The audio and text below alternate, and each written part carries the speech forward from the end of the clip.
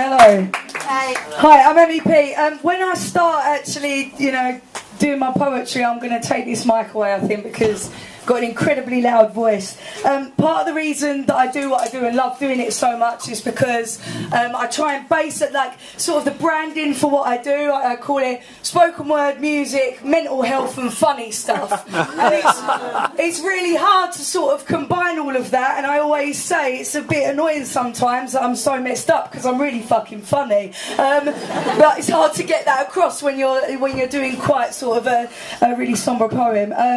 So a lot of what I'm talking about is based on the fact that I grew up and have spent my whole life with mental health issues, and really felt like at school I was kind of cast aside and felt very sort of lonely and isolated in my own head.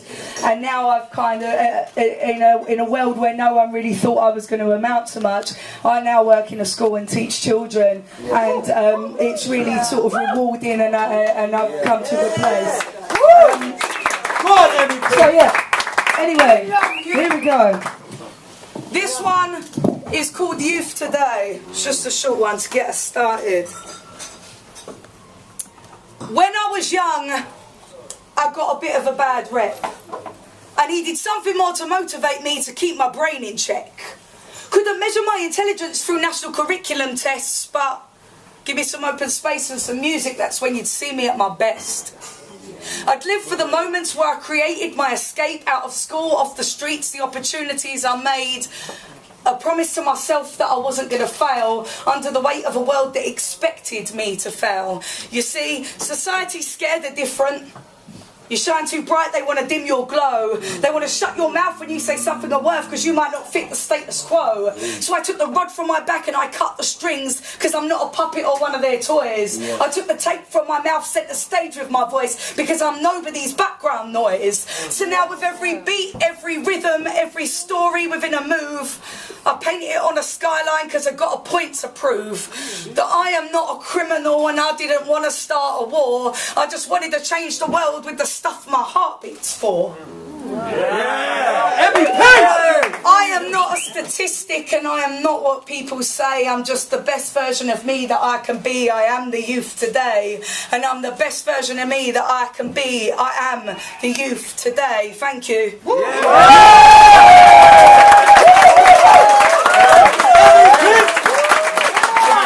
the house, TroubleTongues.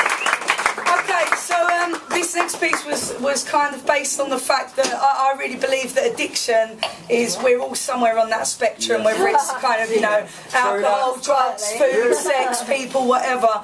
And so yeah, that this piece is about, taking time to press that reset button on your life and start over and appreciate the beautiful things around us. Amen. So this is called Reset.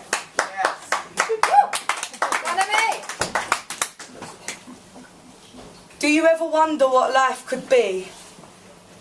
If we could recharge our brains, reset them, toxic love, fake friends, forget them, to throw bad memories to the wind and watch them fly rather than keep them in our brains and collect them.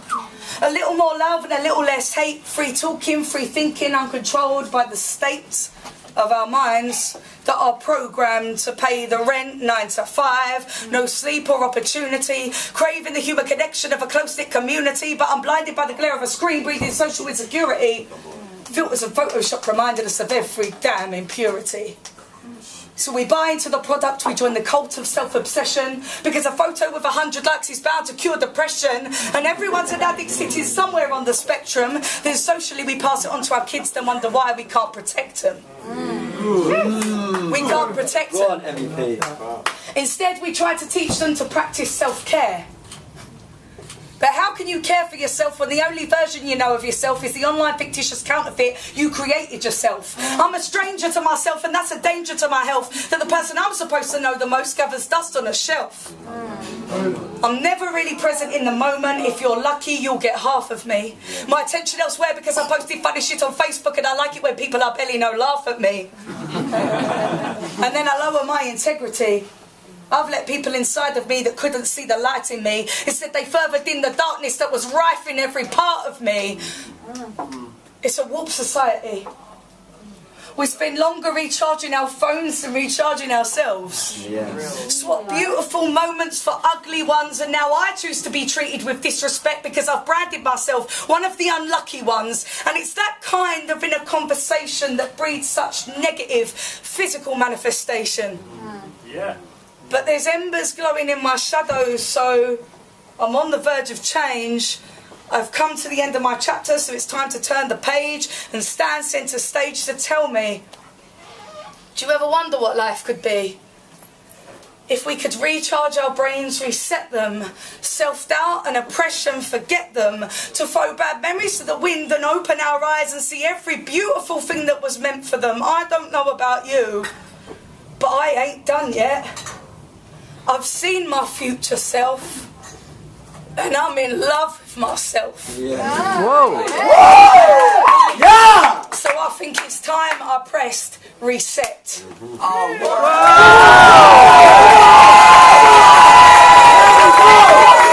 go!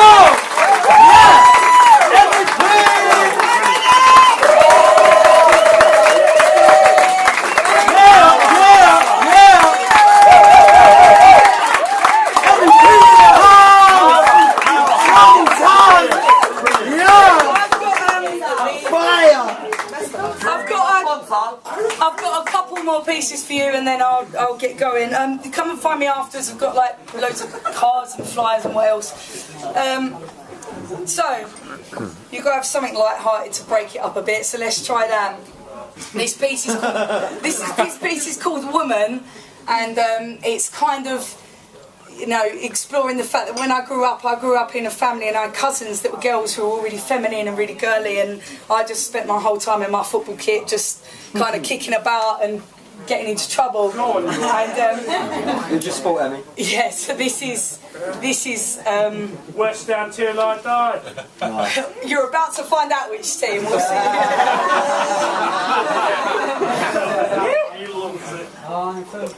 If I am woman, does that mean I have to dress like one? To fit the stereotype hair kept with my makeup done? I mean, I wore heels once, but that was just to please my mum. A bit of fun. 10 years old, my AstroTurfs and the Spurs away kit. Collected on my matcha taxi. If I doubled up, then I'd trade it. I wanted them lines in my eyebrows like a bad man, so I shaved it. 16 years and I'm a battle caught in my own skin. I'm a square peg to a round hole and I don't quite fit in. My style was a perfect mix of emo chic and born and raised in a bin. 20 years old and my tomboy style to blokes it don't appeal. But I'm a 24 carat lesbian, so for me that shit's ideal. But my androgynous style attracted the deeper souls. They don't understand it, but they know it's real. I'm 29 now, and my wardrobe is finally taken shape. I say the word wardrobe loosely. It's a broken clothes rack held together by tape. My mates invite me to the pub, and I wear my jeans and shirt. Important family wedding.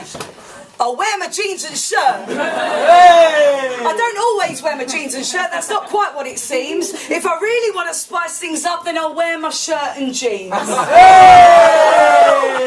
one night and one night only, especially for you.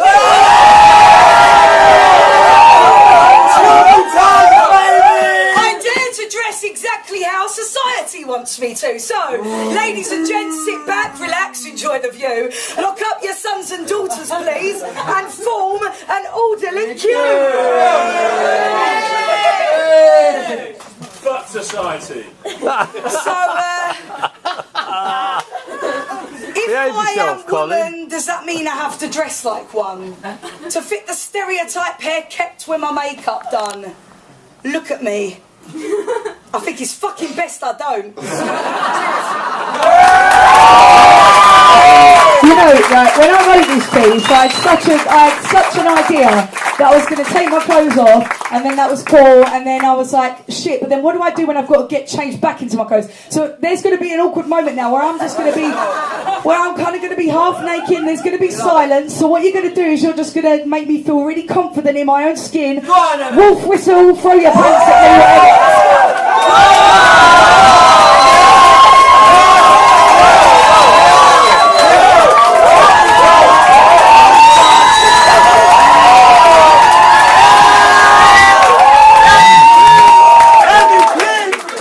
Love it, Georgia! Thank you. Yeah! Last piece. Come on! We love you, Emy.p. We love you! Last piece, and you know, I always say to people, if someone said to me, if I had to explain myself in 2 minutes, I'd probably just read this poem. And actually, I didn't realise how much of like an important part of my life it was going to become. Thank you. So I've grown, as I said, I had some difficulties in school, and I grew up with ADHD, and I then, off the back of that, you know, suffered with some mental health problems and bouts of addiction and whatnot. And there was a one sort of really poignant moment where I was speaking to a therapist, and he said to me, like, what's it like to be in your head for a day? Someone asks you that question, you know, what do you say? I got home and wrote down all the things I wish I'd have said, and that became this poem.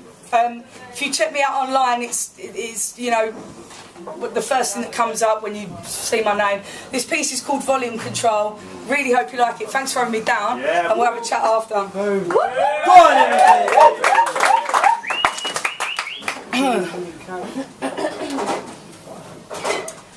Imagine, if you will, volume control. You know, the twisty knob on a stereo or a car radio. Now imagine that's at 100 and it keeps spinning round, and no matter how much you want it to, it won't turn down. Now imagine that cacophony in the caverns of my head, because it's only getting louder when I try and go to bed. It's every wire of my brain being caught on a sound. It's the lights, it's the chaos of a merry-go-round. Because I'm tuned into higher things, distracted by higher things. I grow wings, my soul sings, distracted by higher things. It's the adrenaline awaiting for a beat to drop. It makes me sick to my stomach, but I don't want it to stop. Adderall and Ritalin, Metadate and Follikin, Citralopam, Diazepam, Prozac and Quetiapine. I'm thankful for the relief, though it's brief, and then I miss me. I miss the me I used to be. I ain't broke, so don't fix me. Yeah. 28 years for them to give me a label. 28 years for them to call me unstable, but just because you want to give something a name, essentially it's irrelevant. I'm exactly the same as I was before your pills and all the heartbreak and the pain. Before every single memory made a home in my brain. Underneath all this bedlam is a heart of gold. So, is it my fault my brain don't want to do what it's told? I wasn't brave enough before to do it on my Jack Jones. I wasn't brave enough before to sit in my glass house throwing big stones. But the pain and the hunger and the power and the passion's deep-rooted, growing flowers in my chest bones. I'm growing flowers in my chest bones. And I want to change the world, and I'm mad enough to think I could. I lost my mind 1,000 times, screwed up enough to know I would. So, should I shut my mouth? Don't ever think I fucking should. My words, they give me purpose, like being loved or motherhood. And I could blame that on anxiety, or I could blame it on my ADD, but my hyper-focus and creativity, you can't take that away from me. And I could blame it on society, but I know my brain is down to me. My hyper-focus and creativity will take me places that you'll never reach, and you can't take that away from me. My name's Emy.p. See you later.